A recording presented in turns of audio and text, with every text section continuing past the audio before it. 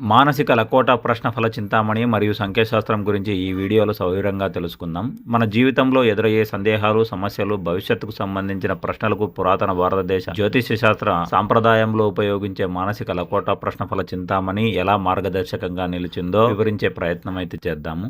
మనసులో ఉన్న ప్రశ్నల కోసం సమాధానాలు అయితే ఒక బుక్లో అయితే దొరుకుతాయి. ఆ బుక్ పేరేమి? మానసిక లకోటా ప్రశ్నఫల చింతామణి. అయ్యి బాబు, రాగాలు చాలా తీస్తే సరే. కానీ ప్రజెంట్ మీరు ఉండే స్థితిని బట్టి మీకు దాంట్లో ఉండే సమాధానాలు అయితే బయటకు వస్తాయి. మీకు ఏ ప్రశ్న కావాలనేది ఇప్పుడు చూడండి. దాంట్లో మీరేమైతే మీ మనసులో మీరు మనసులో ఇప్పుడు ఏమైతే అనుకుంటుంటారో, బాధ కానీ, ధైర్యం కానీ, చింత కానీ, ఇల్లు కడితే బాగుండునా లేదా అని చూస్తున్నాం. ఈ స్థలములో ఇల్లు కడితే బాగుండునా లేదా. ప్రశ్న సంఖ్య ఎంత? 101. ఓకే, 101 ప్రశ్న సంఖ్యలో మీరు చేయాల్సింది 101వ నంబర్లో ఏకస్థానాన్ని వదిలేసి మిగిలిన సంఖ్యలను 4చే గుణించాలి. అంటే దాని అర్థమేమి? ఏకస్థానాన్ని వదిలేసి మిగిలిన సంఖ్యలను 4చే గుణించాల. ఏదైనా కానీ 4చే బాగా గుణించాల. బుక్లో ఇచ్చినాడు. చూస్తూనే ఉంటాడు. అబ్బో, నీకు వీడియో రాలే దేవుడు కనిపిస్తే ఇక్కడ ఉంది కదా. ఉదాహరణకి ఏక సంఖ్య 4. ఏక సంఖ్య 4 కాదు, అది 4 పక్కన పెట్టేసాయి. అది ప్రశ్న సంఖ్య 134 కాబట్టి నువ్వు కన్ఫ్యూజ్ అవుతావు. అర్థమైందా? ప్రశ్న సంఖ్య 4 ఉంది, చివరిలో గుణించాల్సింది కూడా 4 ఉంది కాబట్టి నువ్వు కన్ఫ్యూజ్ అవుతావు. ఇప్పుడు ఏం చేయాలా? ఏక సంఖ్యని వదిలేసి మిగిలిన దాన్ని 4చే గుణించాలి. 40. ఇప్పుడు 1 కలపాలా? దానికి మళ్ళీ ఏక సంఖ్యను కూడాలా. ఎంత వచ్చింది?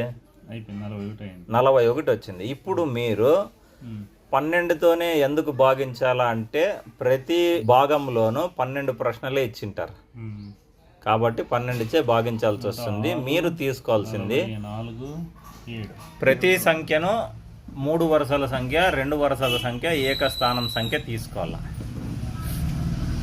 సంఖ్యాశాస్త్రం ప్రకారం అది వచ్చిన దాన్ని 12చో భాగించి భాగఫలాన్ని మీరు తీసుకున్న ప్రశ్న సంఖ్యలో వచ్చిన సమాధానానికి కూడాల. కూడిన తర్వాత ఏకస్థానాన్ని అంటే 1వ నంబర్ని తీసేయాల. ఒక సంఖ్యను తీసేయాలి. అంటే 1 అనే సంఖ్యను తీసేయాలి. ఒక సంఖ్యను తగ్గించాలి. తగ్గించి మీరు చేసిన భాగఫలాన్ని ప్రశ్న యొక్క సమాధానంగా మార్చుకోవాలి. అర్థమైనా? ఇప్పుడు ఎంత వచ్చింది? 41లో 1. అది 41వ ప్రశ్నలో 1 అనేది సమాధానం. 41వ పుట. అదే 41వ భాగంలో 1 ప్రశ్న ఫలితం వచ్చిందా? ఈ స్థలమున ఇల్లు కట్టితే బాగుండునా లేదా? ఏమంట?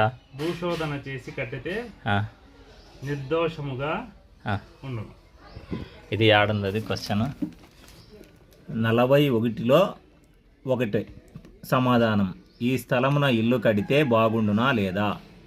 భూశోధన చేసి కట్టితే నిర్దోషముగా నుండును. అంటే భూమిని పరీక్షించాలి. అక్కడ ఏమైనా ఉన్నాయా, ఎముకలు, తుండ్లు, అవి చెత్త చెదారము, అది పనికి వస్తుందా లేదా కట్టే అంతా చూసి అంతా క్లీన్ చేపించి లోపల తర్వాత కట్టాల. అది ఓకే. కూడా మనసులో ఏమైనా ప్రశ్నలు ఉంటే వాటికి సమాధానాలు కావాలి అనుకుంటే కామెంట్ బాక్స్లో మెసేజ్ చేయండి. తప్పకుండా మెసేజ్ చేస్తాను. బాయ్.